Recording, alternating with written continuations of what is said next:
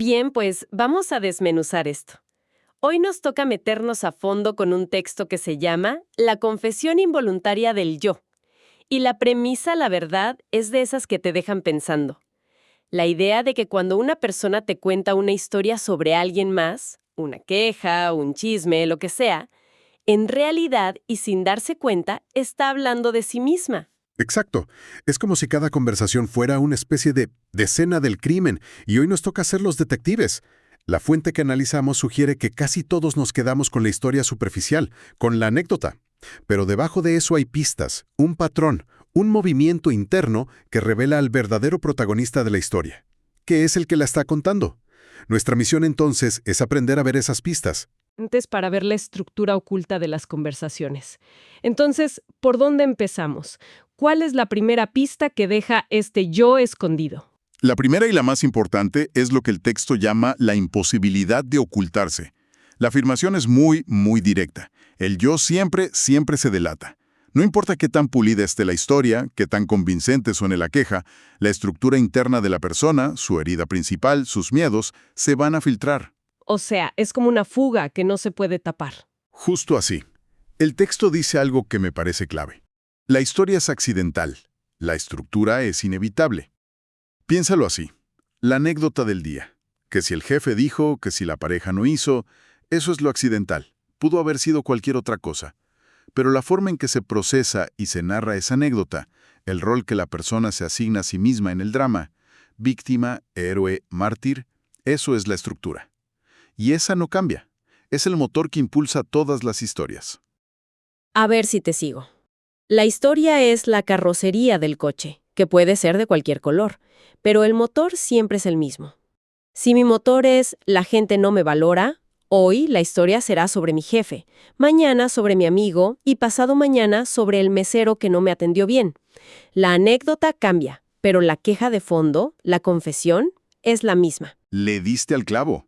Por eso el texto dice que, sin darnos cuenta, cuando escuchamos estas historias, terminamos validando un autorretrato disfrazado de denuncia. Creemos que estamos escuchando una crítica objetiva sobre un tercero, pero en realidad estamos viendo un selfie psicológico del narrador. Con filtros y todo, pero un selfie al fin y al cabo. Ok, eso me lleva a una pregunta casi obligada. Si este autorretrato se filtra a través de las historias, el mecanismo principal debe ser la proyección, ¿no? Es el concepto que todos conocemos de lo que te choca, te checa. Exactamente. El texto lo pone como el mecanismo fundamental. No puedes ver en el mundo algo que no existe, de alguna forma, dentro de ti. El mundo funciona como una pantalla en blanco y nuestro yo es el proyector. Lo que nos molesta, lo que nos indigna, lo que nos parece terrible en los demás. Son diapositivas que estamos proyectando desde nuestro propio carrete interno. Y el texto da ejemplos muy concretos sobre esto, ¿cierto? Casi como una lista de síntomas. Sí, y son muy directos. Casi brutales. Dice, por ejemplo, quien acusa constantemente al otro de ser manipulador es quien está usando la manipulación, quizás a través de la culpa o el victimismo, para controlar la situación. Quien vive denunciando la toxicidad de los demás es muy a menudo quien sostiene y alimenta esa dinámica, porque le da un propósito. Fíjate que eso es interesante. La persona que se queja de la toxicidad en cierto modo la necesita. La necesita para definirse a sí misma como la sana o la víctima de la situación. Precisamente, y sigue con más ejemplos. Quien narra una y otra vez historias de abandono, en realidad está proyectando su propio terror a ser abandonado. Cada historia es un intento de procesar ese miedo. Y quien ve traiciones por todas partes, probablemente vive atrapado en una profunda inseguridad personal, no necesariamente en un mundo lleno de traidores. Hay un ejemplo en el texto que me parece especialmente provocador. El que dice que quien se presenta como víctima constante, en realidad busca un pedestal disfrazado de fragilidad. Esto es fuerte porque va en contra de todo nuestro instinto cultural de proteger al vulnerable. Es que es una idea muy incómoda. Lo que sugiere es que el rol de víctima, aunque sea doloroso, puede otorgar un poder inmenso. El poder de no ser cuestionado, el poder de tener siempre la razón moral, el poder de hacer que los demás giren a tu alrededor.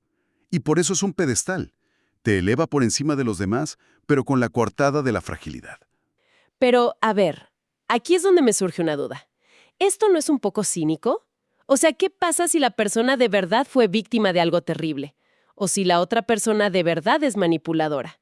¿Este texto niega esa posibilidad y dice que todo es una proyección? Evento traumático para procesarlo, y otra muy distinta es usar ese evento o una serie de eventos similares como la única forma de presentarte ante el mundo.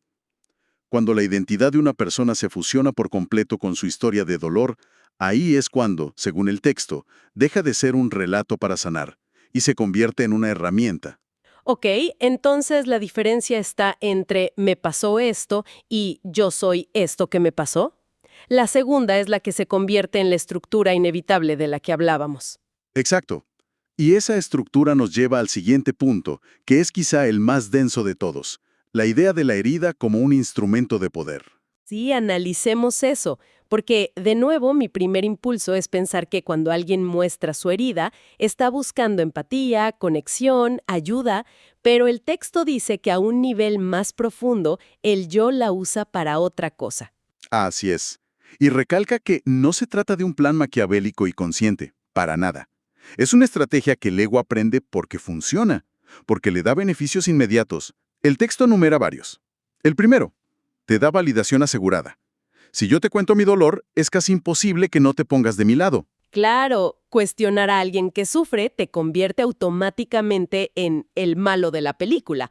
Te da una especie de inmunidad. Ese es el segundo beneficio, inmunidad ante el cuestionamiento. El tercero es que te coloca en una posición de superioridad moral. Desde mi dolor, yo puedo juzgarte a ti que no has sufrido como yo, pero tú a mí no. Y el último, que es muy poderoso, es el control del ambiente afectivo. Mi sufrimiento dicta cómo debes comportarte tú. Te obliga a ser cuidadoso, a darme la razón, a caminar de puntitas a mi alrededor. Entonces, como dice el texto, la vulnerabilidad se transforma en moneda de intercambio. Es una transacción.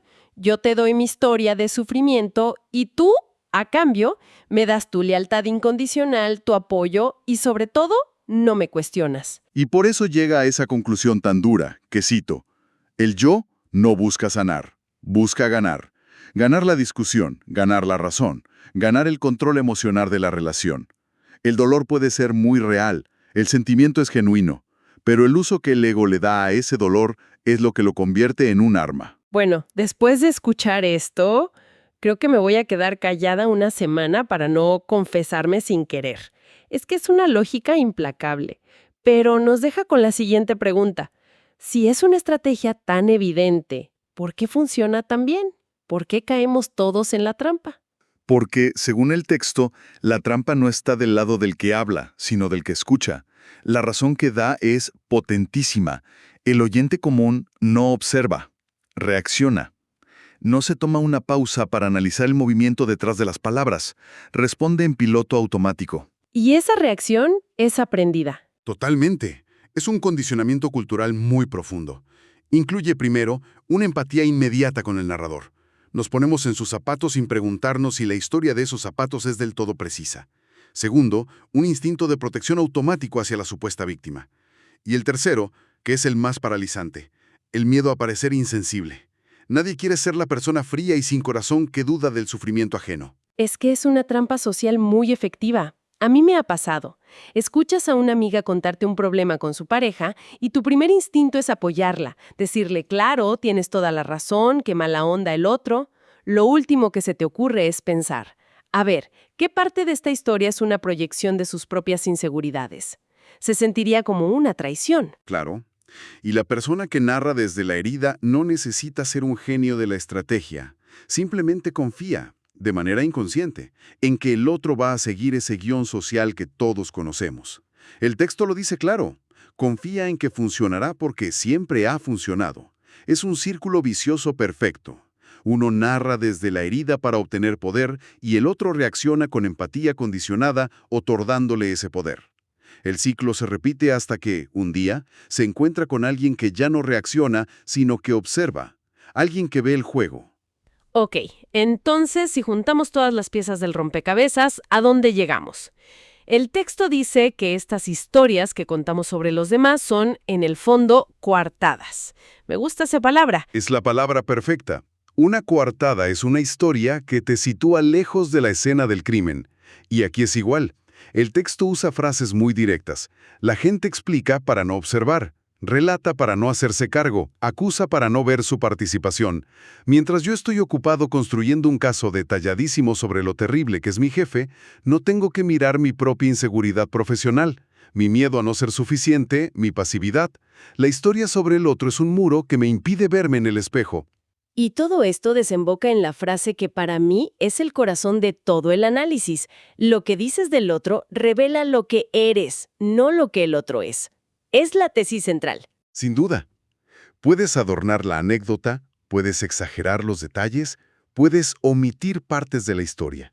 Pero lo que no puedes ocultar es el movimiento interior, la necesidad de atención, el miedo a la soledad, la fragilidad interna, la dependencia de la validación externa. Todo eso se transparenta.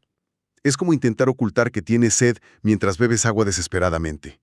Para quien sabe observar, el movimiento es obvio. Y esto me lleva a la parte final y quizás más práctica. Si ya entendimos el mecanismo, ¿cómo se desactiva? El texto propone algo que suena muy simple, pero que imagino que no lo es. Simplemente verlo. Dice que verlo cambia todo. ¿Cómo es eso? ¿Con solo darme cuenta la dinámica se rompe? Como poder, depende de una cosa: la ceguera del otro.